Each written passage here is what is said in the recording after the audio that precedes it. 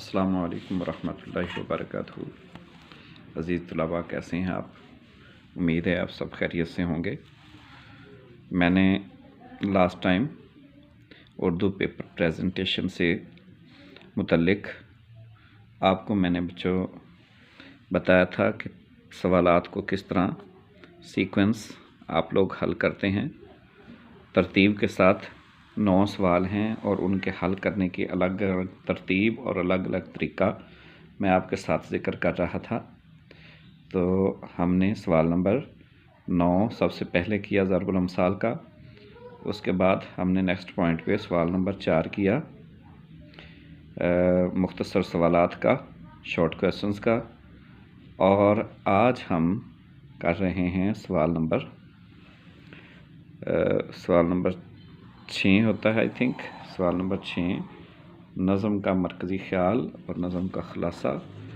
तो अब ये भी बच्चे सवाल करते हैं कि सर हम मरकज़ी ख़्याल करें या नज़म का ख़ुलासा लिखें, तो कौन सा इसमें ठीक है, किसको प्रेफर दें। तो उसके लिए मैं आपको नहीं, आप नज़म का ख़ुलासा लिखा करें। सॉरी, नज़म का ख़ुलासा लिखने की बुनियादी वजह यह है कि एक तो ख़ुलासे में मरकज़ी ख़्याल से कुछ मटीरियल ज़्यादा हो जाता है, और दूसरी बात तमाम निकात नज़म के उसमें तहरीर हो जाते हैं, और इसके अलावा आपका जो ख़ुलासा है, आपका ख़ुलासा कंप्लीट हो जाता है। इसलिए मेरी सजेशन यही है कि आप ख़ुलासा लिखें। तो आइए, मैंने आपके सामने पहले लाइंस लगाई हैं। जिस तरीके से एक चौड़ी लाइन लगाई, इस तरह मार्कर को चौड़ाई में रख कर एक चौड़ी लाइन मैंने लगाई है। आप मार्कर के कद को गौर से देखिए। एक जो है चौड़ाई में रखकर लाइन लगाई मैंने, और एक लाइन यूं करके लंबाई में रखकर लाइन लगाई जाती है, जिससे इस तरह की लाइंस लगती हैं। तो इससे भी एक पेपर की खूबसूरती पैदा हो जाती है। तो अज़ीज़ तलबा, मैंने आपको बताया कि जो भी आपने सवाल हल करना है, सबसे पहले उसके शुरू में लिखना आपने सवाल नंबर। तो आइए हम लिखते हैं सवाल नंबर। आप मिलाकर भी लिख सकते हैं, सवाल नंबर आप अलग अलग भी लिख सकते हैं, जैसे आपका दिल करता है। तो यहाँ पर भी कुछ बच्चे जो है वो शशोपन का शिकार हो जाते हैं कि क्या सवाल नंबर मिलाकर लिखना चाहिए या सवाल नंबर अलग अलग करके लिखना चाहिए। तो इसमें कोई हर्ज वाली किसी किस्म की बात नहीं है। आप सवाल नंबर अलग अलग लिख लें या सवाल नंबर मिलाकर लिख लें, कोई फ़र्क नहीं पड़ता इससे। अलग अलग लिखेंगे फिर भी सवाल नंबर ही होगा, और अगर इकट्ठा लिखेंगे तो फिर भी सवाल नंबर ही वो कंसीडर किया जाएगा। तो मैं वैसे अमूमन सवाल नंबर को मिलाकर लिखता हूँ। तो देखिए, ये सवाल नंबर लिखा मैंने आपके सामने। तो सवाल नंबर 6 होता है, तो मैं अमूमन रोमन काउंटिंग इस्तेमाल करता हूँ। तो सवाल नंबर 6, आप 6 की हेडिंग इस तरह देंगे, ये 6। तो वैसे आप दूसरा 6 भी लिख सकते हैं, जो मैंने आपको बताया। इस तरह का आप 6 भी डालकर लिख सकते हैं। अगर आप जो है देखिए ज़रा गौर से, इस तरह का भी आप 6 डाल सकते हैं, लेकिन मैं अमूमन रोमन काउंटिंग में 6 डालता हूँ। तो अज़ीज़ तलबा, सवाल नंबर 6 लिखा, और उसके बाद इसके नीचे हेडिंग दें ख़ुलासा नात रसूल मकबूल। ये सब हेडिंग्स आपने 605 के साथ ही देनी होती हैं। ख़ुलासा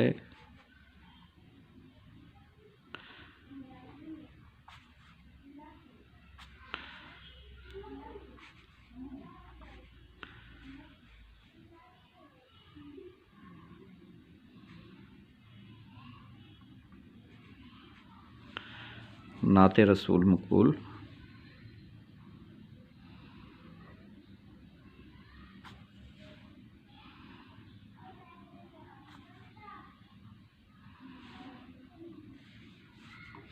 ख़ुलासा नात रसूल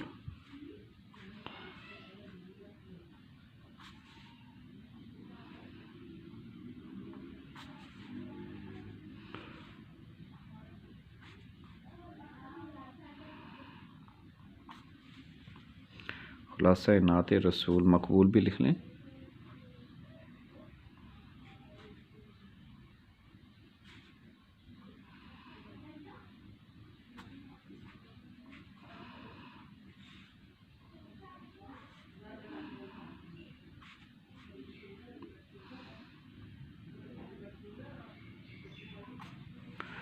नाते रसूल मकबूल सल्लल्लाहु अलैहि वसल्लम।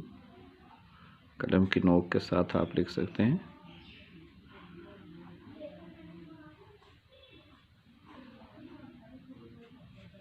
सल्लल्लाहु अलैहि वसल्लम।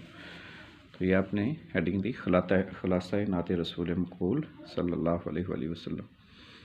तो अज़ीज़ तलबा, उसके बाद आप यहाँ से नज़म का खुलासा शुरू करेंगे, लेकिन उससे पहले आपने शायर का नाम लिखना है। यू नो दैट शायर का नाम 1 नंबर का होता है और ये बहुत ज़रूरी है। कुछ बच्चे यहाँ पर नज़म का उन्वान भी लिखते हैं, तो अब यहाँ पे उन्वान आ गया है, खुलासा नात रसूल मकबूल सल्लल्लाहु अलैहि वसल्लम। खुलासा हमद लिख सकते हैं। अगर हमद नात है तो हम नज़म हमद है तो हमद लिखें, नात है तो नात लिखें। और अगर पेवस्तर शजर से उम्मीद बहार रख वो वाली नज़म है तो आप लिखें खुलासा नज़म। ठीक है, खुलासा नज़म लिखें, जो भी लिख सकते हैं। खुलासा पेवस्तर शजर से उम्मीद बहार रख या खुलासा नज़म लिखें, वहाँ पर शॉर्ट हेडिंग हो जाएगी। यहाँ पर ज़रा थोड़ी सी खूबसूरत हेडिंग हो जाएगी, खुलासा नात रसूल मकबूल। खुलासा हमद भी लिख सकते हैं, खुलासा नज़म की हेडिंग भी दे सकते हैं। तो जो आपको अच्छा लगता है वो आप लिखें।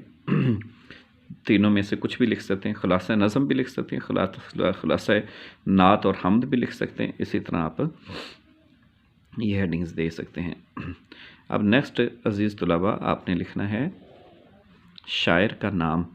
तो यहाँ पे हम इसको अंडरलाइन कर देंगे, तो मेरे ख्याल में यहाँ पे ज़रा मुनासिब स्पेस भी हो जाएगी। और शायर का नाम ज़रा इस जगह पे राइट साइड पे आपने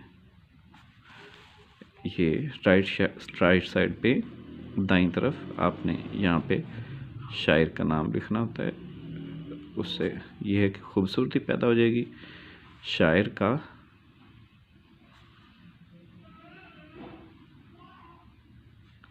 नाम।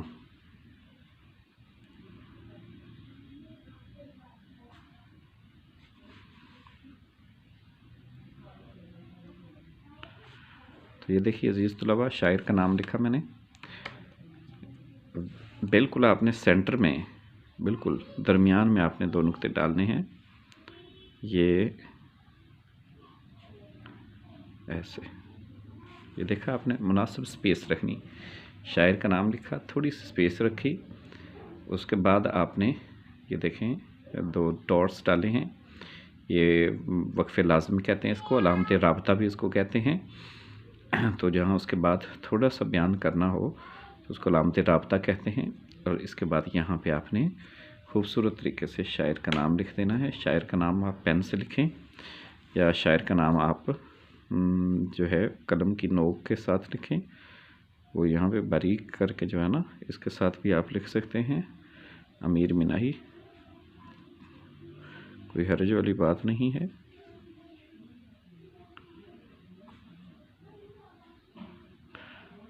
अमीर मिनाई।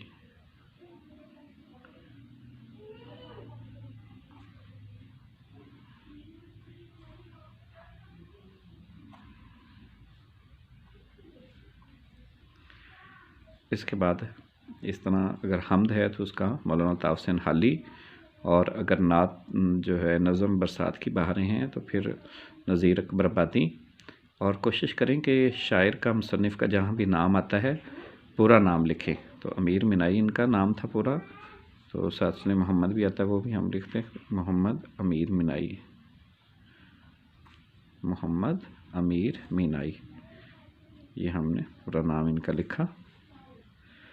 तो अज़ीज़ तलबा, इसके बाद हम आगे नज़म का खुलासा यहाँ से लिखना शुरू करते हैं। तो आइए देखिए।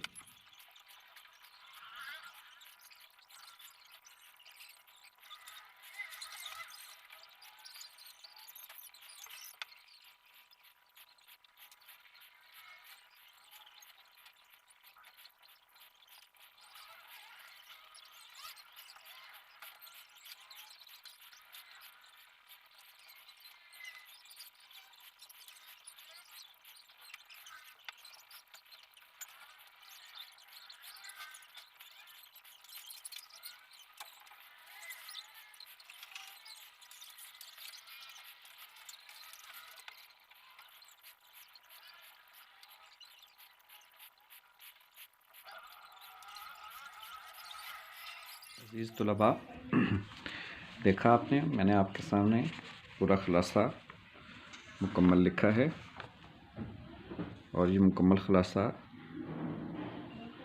देखिए आखिर में आपने 3, 4, 5 लाइनें छोड़ देनी हैं और इस तरह आपने पूरा खुलासा कंप्लीट करना है। अब यहाँ 604 के साथ आप लिख सकते हैं, लेफ़्ट हैंड साइड पे यहाँ पे लिखें आप मोहम्मद ख़ातमुन नबीशीन।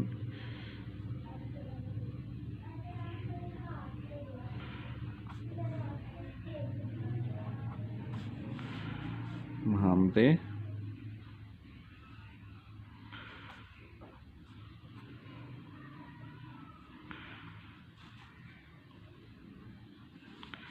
ख़ातमुन नबीशीन, नून ये बे ये और ये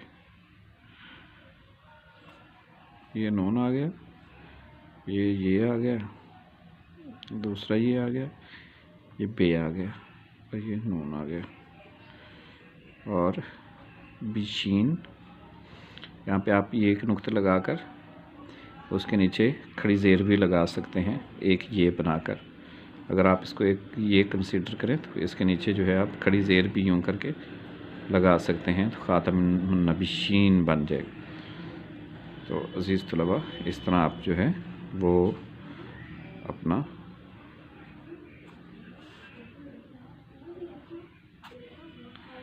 खूबसूरती के साथ नीट एंड क्लीन आप प्रेजेंटेशन दे सकते हैं।